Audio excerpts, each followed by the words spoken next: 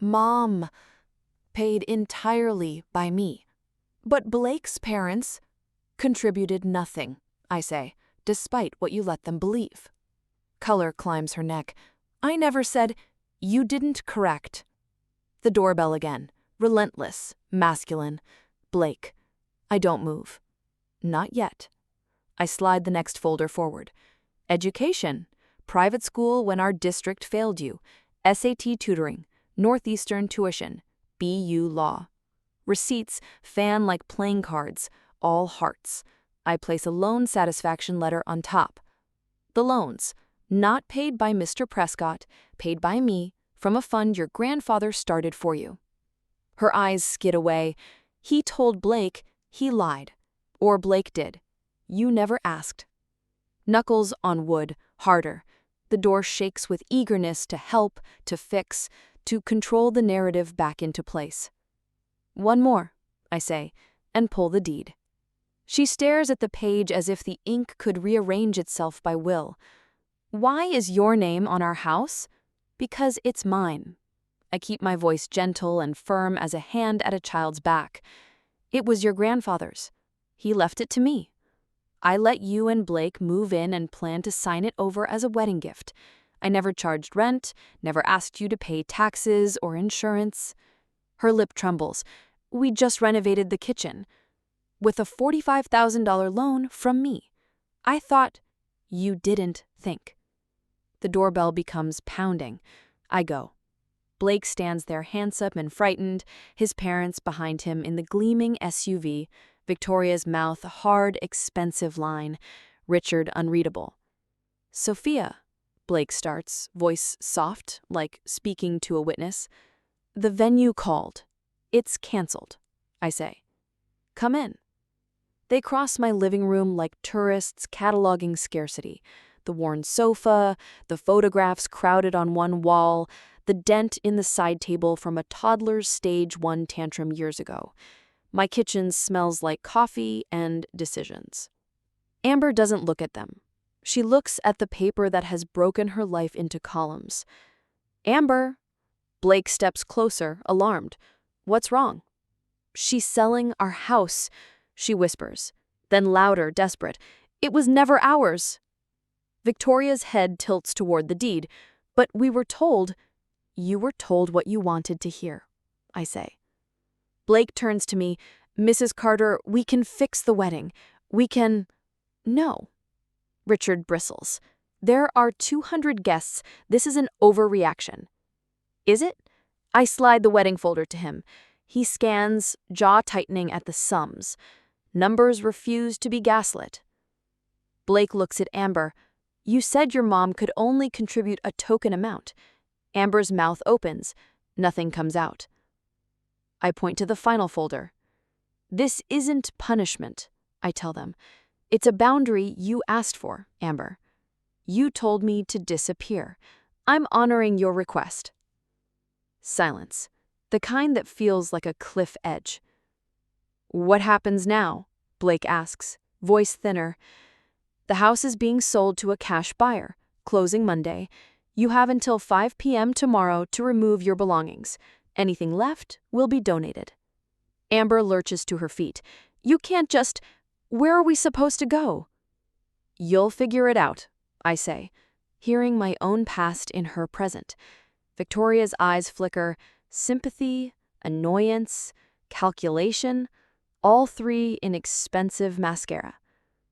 Why now? Blake asks me, genuinely lost. Why today?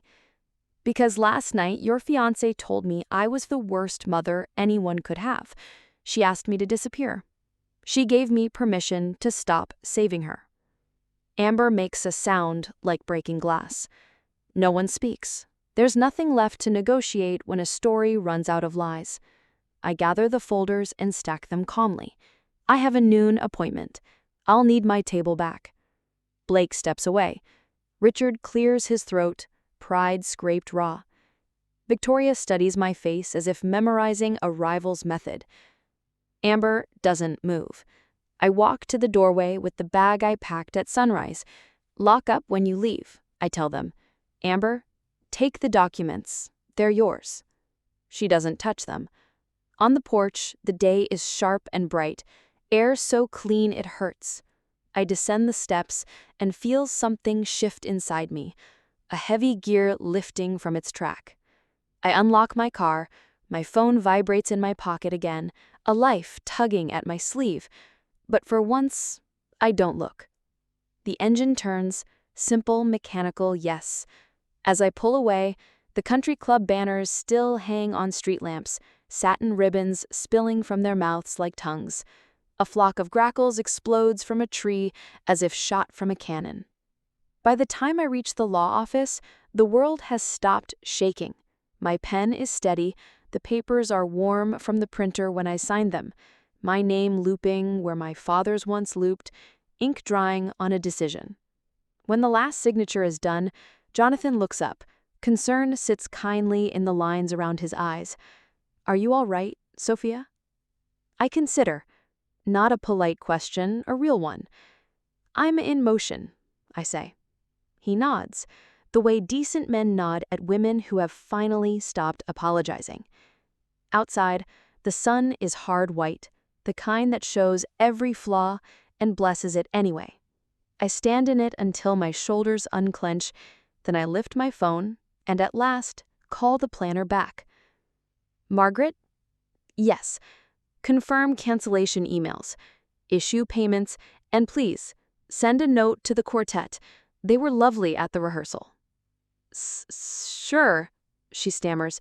"Mrs. Carter, what should I tell the bride?" "Tell her," I say, "she received the gift she asked for." The house is still dark when I return, but the table in the kitchen glows with proof. Contracts, deeds, loan letters, the black and white record of 30 years I spent carving paths through stone with my bare hands. By morning, the silence fractures. Calls pile in, texts swarm.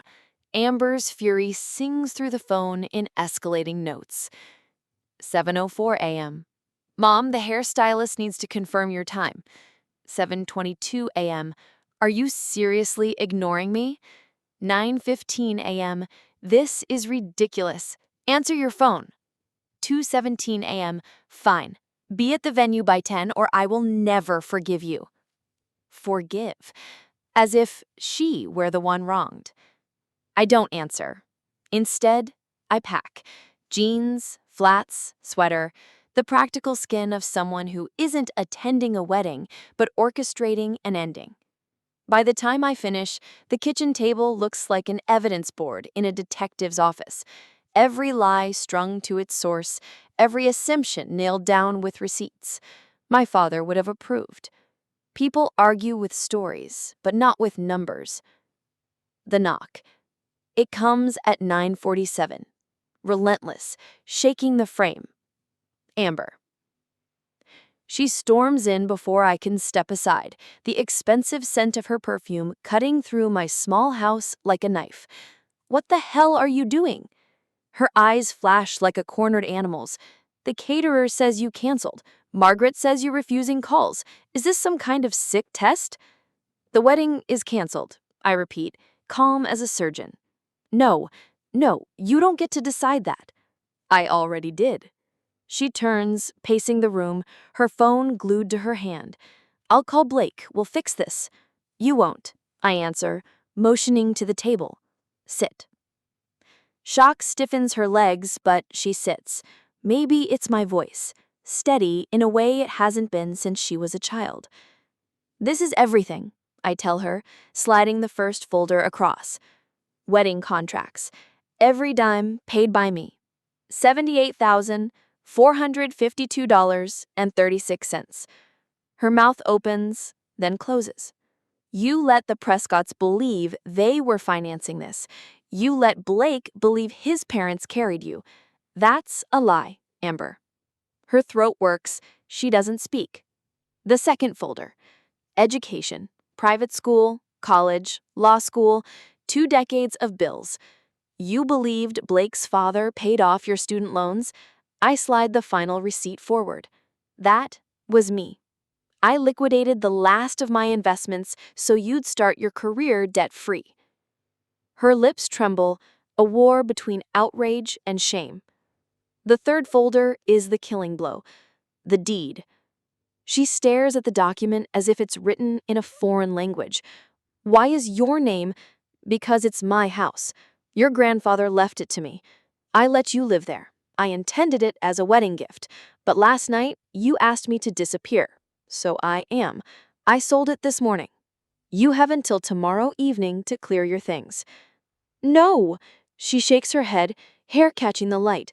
We renovated the kitchen. That was a $45,000 loan from me. Her chest rises in sharp jerks. You can't. You can't. I hear it then, the pounding at the door. Blake. Not yet. I murmur, holding her gaze. The collapse. When I finally open the door, Blake nearly stumbles inside. His parents hover behind him, framed by the sleek SUV parked at my curb. Sophia, the venue called. It's canceled, I say flatly. Come in. The Prescotts step into my modest home, eyes scanning like auditors. Family photos on the wall, a couch with frayed fabric, a dining chair repaired with glue. Amber doesn't rise. She clutches the deed as though it's a lifeline. Amber! Blake kneels at her side. Sweetheart, what's happening? She's selling our house, she whispers. Then louder, broken, it was never ours. Blake frowns.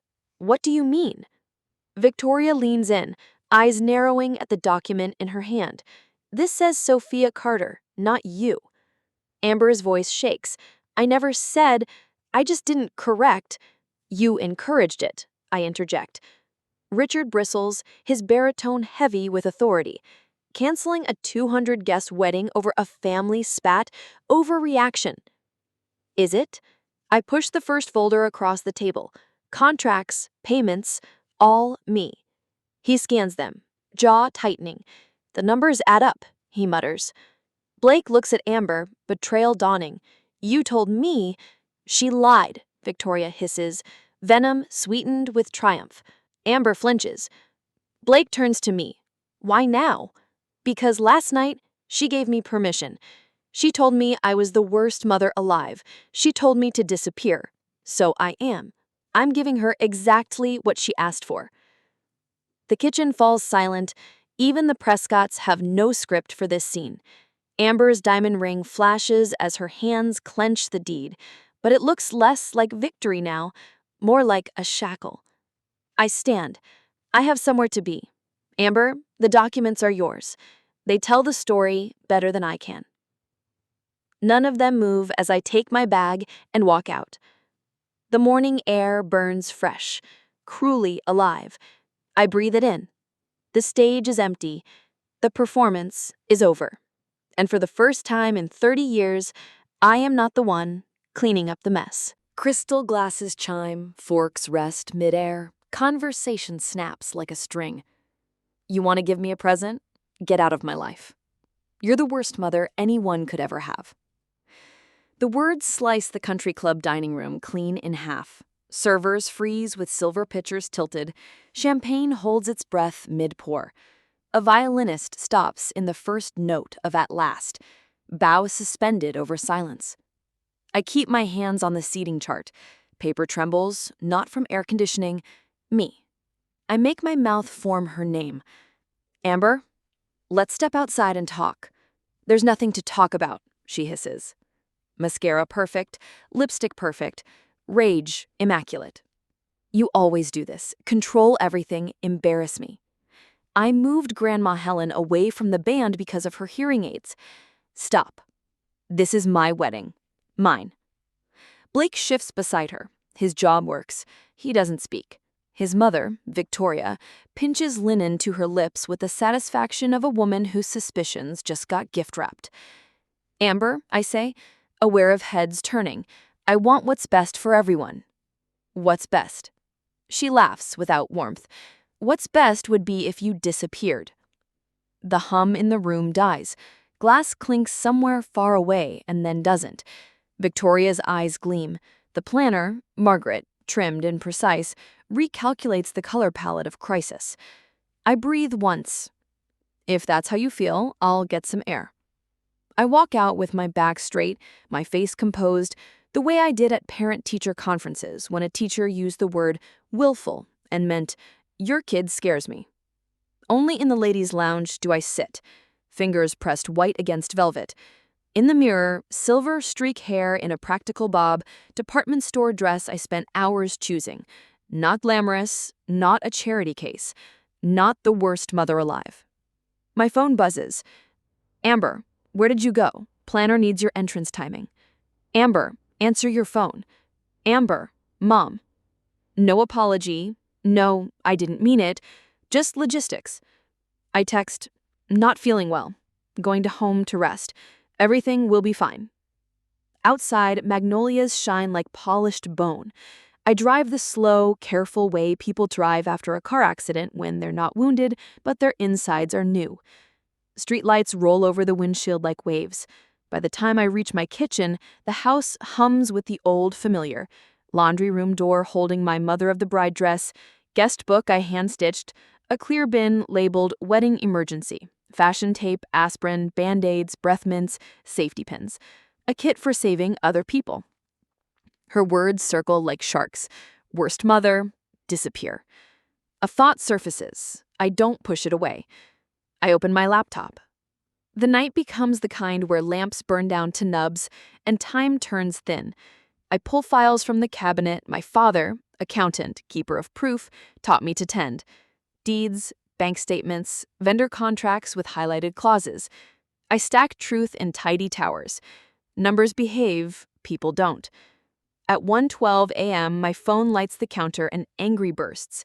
Amber, the rehearsal isn't even over. Amber, Mother, this is ridiculous. Fine, be at the venue by 10 or I will never forgive you. 2:17 a.m., the final flare. I set the phone face down like a hot pan and keep working. At dawn, the house is paid white. Birds chatter. I stand in jeans, a sweater, slip-on shoes. Mobility, not ceremony. Coffee goes cold twice. The towers of paper become a map. 7 a.m., I call Jonathan Mills, my father's lawyer, the executor of his affection. Sophia, today's the big... There's been a change of plans, I say, voice steady. Maple Avenue, options for an immediate sale. A beat, paper sounds on his end. Your father's house? Yes, still in my name. I want to sell it. In today's market, if you accept a cash offer from one of my investors, 48 hours. Draw the documents. Noon, I'll sign. I hang up and call Margaret. Mrs. Carter, we missed you at the... We're canceling the event. A teacup shatters somewhere in her. Cancel? Today is... We can't. Section 7, paragraph 3. I'm the contracting party. I understand fees. Notify all vendors. Amber will be devastated. I agree. Please proceed. Then it's a rhythm. Caterer, florist, quartet, photographer, venue. I use names, I use numbers, I use the clauses people initial without reading because they believe nothing will go wrong. By 9:30 a.m., $78,452.36 worth of wedding vanishes like a stage set struck between acts. The retirement I built one grocery store shift at a time is lighter. My chest is not. I call my mother. No wedding today. Is Amber hurt? Not physically. I trust you, Helen answers. 3 words, simple as bread and as necessary. The doorbell rings like an alarm. I open it to my daughter. Designer sweats, high ponytail, eyes swollen from rage more than tears. Where the hell have you been? Hair and makeup is at the venue. Margaret says... She stops, sees the packed bag, sees my shoes. Why aren't you dressed? The wedding is canceled. She laughs once, ugly. Stop being dramatic. I called every vendor, every service. Contracts were in my name, payments from my accounts. My daughter's face goes blank, then breaks. You can't do that. I already did. She pushes inside, phone in hand, banging at Margaret's name like a locked door will open if you kick it enough. I motion to the kitchen table where truth waits in folders, neat, cruel. What is this? Her voice is a tight wire. Documentation, I say. wedding expenses, your education, and the deed to the house you tell people you own. Don't, she whispers. We'll start with the wedding. I open the first folder. Contracts, receipts, the line items that compose a dream. Venue, 22. Catering, 7.5. Bar, 4,200. Flowers, music, photography. The air outside tastes metallic, like lightning before a storm. By the time I return from Jonathan's office, the neighborhood is awake. Cars and driveways, sprinklers sputtering, dogs barking at nothing. Normal life unfolding while mine has detonated. Inside, the phone is a hive. 32 missed calls, 19 new voicemails. My sister in Phoenix. Margaret, shrill. Guests demanding explanations. Amber, please, rage, bargaining, all tangled. I silence the phone, drop my keys, and sit. For the first time in decades, I don't respond. Amber's siege. By late morning, she's back. Her fists hammer the door. Mom, open this goddamn door. I let her in. She stumbles forward, hair wild, her designer yoga pants smudged as if she sat on the ground crying. The phone in her hand glows with frantic texts. You don't understand what you've done. Blake's family is humiliated. They think I lied about everything. Because you did, I answer. Her face twists. No, She gropes for words. I didn't correct things. That's not lying. It is when the silence is intentional. She shakes her head, tears streaking down. This isn't about them, Mom. This is about you wanting control, like always. No, I say, calm as stone. This is about me finally stopping. She looks at me like I've slapped her. You can't do this. You can't just walk away. I need you. I almost laugh. Need? The word feels poisonous. She never noticed need when it drained me dry. The morning of what should have been Amber's wedding breaks sharp and gold. Sunlight pours through the blinds like stage lights across an empty theater. On my phone, 57 missed calls. Messages stacked like rubble. Amber's voice rising, cracking, pleading, threatening. Guests stranded at the country club, texting confusion, gossip spilling like spilled champagne. The stage was built, the audience dressed, and then the bride never came. Because I took the stage apart piece by piece. The venue. At 10 sharp, the country club locks its mahogany doors. Staff dismantle flower arches that never framed a kiss, pack away untouched champagne, sweep up rose petals meant for a non-existent aisle. Guests mill in the parking lot, bewildered, silk dresses brushing asphalt, heels catching in cracks. Some whisper, cold feet. Others murmur, family fight. One woman in pearls says bluntly, money, it's always money. Amber arrives late, mascara streaked, Blake silent at her side. Margaret the planner rushes to meet them, clipboard trembling. It's over, Margaret says, eyes darting between them. Your mother canceled everything, paid all the fees. There's nothing left. Amber's scream splits the morning, a sound less human than wounded animal. My kitchen. At home, I sip coffee, steady as stone. The phone rings again. Amber's name burns the screen. I let it. Instead, I open a fresh folder. Property sale agreements. By Monday, Maple Avenue will belong to someone else. The thought lands like an anchor. Not grief, relief. Blake comes back. That afternoon, his car crunches into my driveway. No parents this time. Just Blake, tie loosened, eyes red-shot. He doesn't knock. He just stands there when I open the door, hands at his sides. She's saying you sabotaged her out of jealousy, he says quietly. That you couldn't stand her happiness. I arch a brow. Do you believe that? His silence is the answer. He sits again at my kitchen table, staring at the piles of truth. Receipts, deeds, contracts, my arsenal. I don't know who to believe anymore, he admits. Everything feels like a lie. It is, but not from me. He looks down at his hands. I loved her. Maybe I still do, but now I don't know who she is. I nod. Now you see her without the script.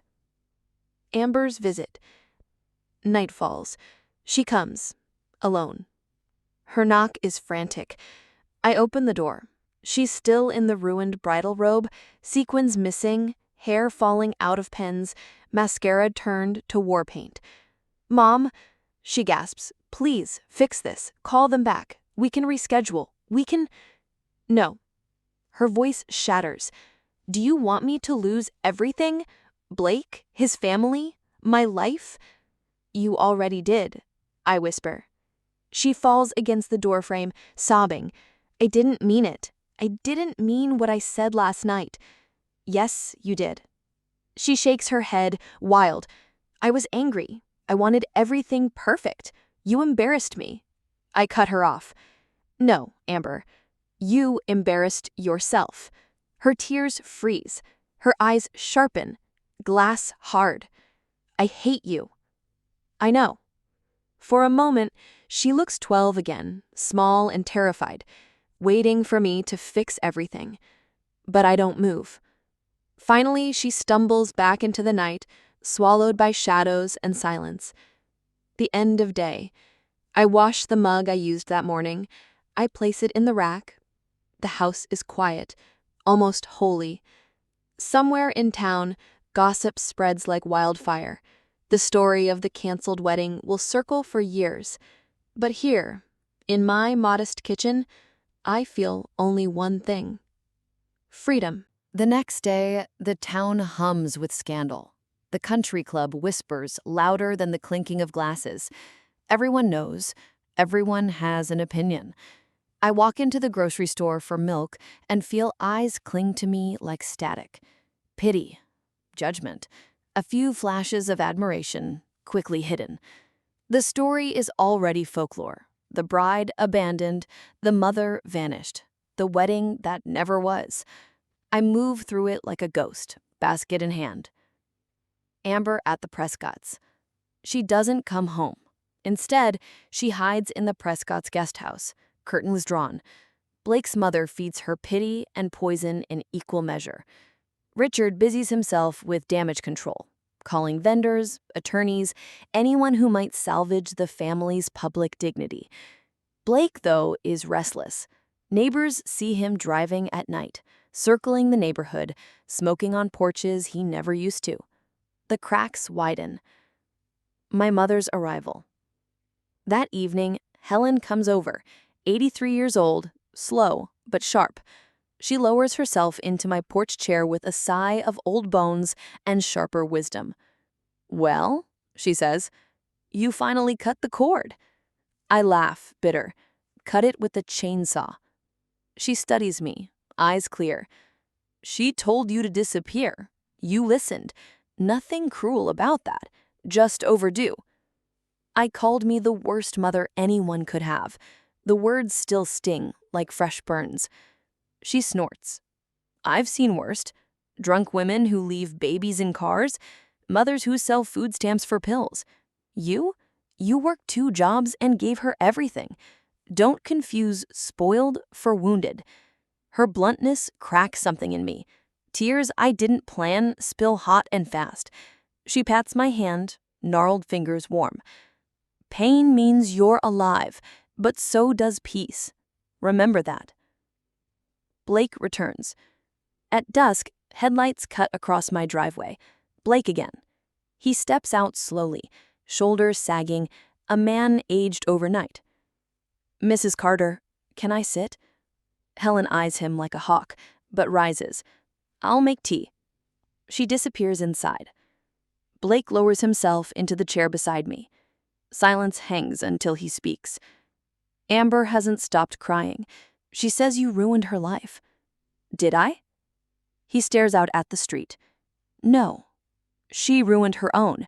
You just removed the curtain. The honesty in his voice stuns me. He rubs his face. I thought marrying her would give me stability, a family that looked perfect. Now I don't know if I even know her. You're learning, I say gently. Better now than 20 years in, with children watching. His breath shakes. Do you think she'll change? I look at him. Really look. Only if she loses enough to see herself clearly. He nods slowly. Then maybe this is the beginning, not the end. Helen returns, sets down tea. She fixes him with her sharp eyes. Young man, sometimes life burns itself down, so you stop pretending. Question is, what will you build from the ashes? Blake grips the cup but doesn't drink. I don't know. Good, Helen says firmly. People who already know usually build the same broken house again. The night before leaving. Later, when he's gone, I walk through my quiet house. Every object hums with history. Amber's school trophies, photos of her childhood taped in albums, trinkets from birthdays long past. I stop at one photo. Amber, 7 years old, gap-toothed, holding a balloon. I touch the glass. You asked me to disappear, so I will. Tomorrow, I leave Maple Avenue. Tomorrow, I start driving towards the coast. For the first time in years, I feel a strange, dangerous thing. Hope. The car is packed by dawn. Clothes folded in neat stacks. Documents sealed in folders. A map tucked into the glove box, though I know the way south. Helen stands in the doorway, arms crossed against the chill. You'll call every night. Yes, Mom. And don't let the realtor fast talk you. Yes, Mom. Her eyes soften. I'm proud of you, Sophia. Took you long enough to put yourself first. I hug her hard. She smells like lavender soap and history.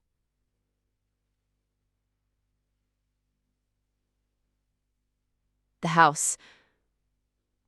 One last stop before the highway. Maple Avenue. The colonial looms hollow now. Amber and Blake have cleared it out in haste. Empty hooks mark where photos hung. The renovated kitchen gleams, sterile, like a stage stripped bare. In the master bedroom, I find what they left behind. A neat stack of childhood photo albums. Amber at 5, missing teeth. Amber at 12, braces flashing. Amber at 18, cap and gown. I crouch, fingers brushing the covers.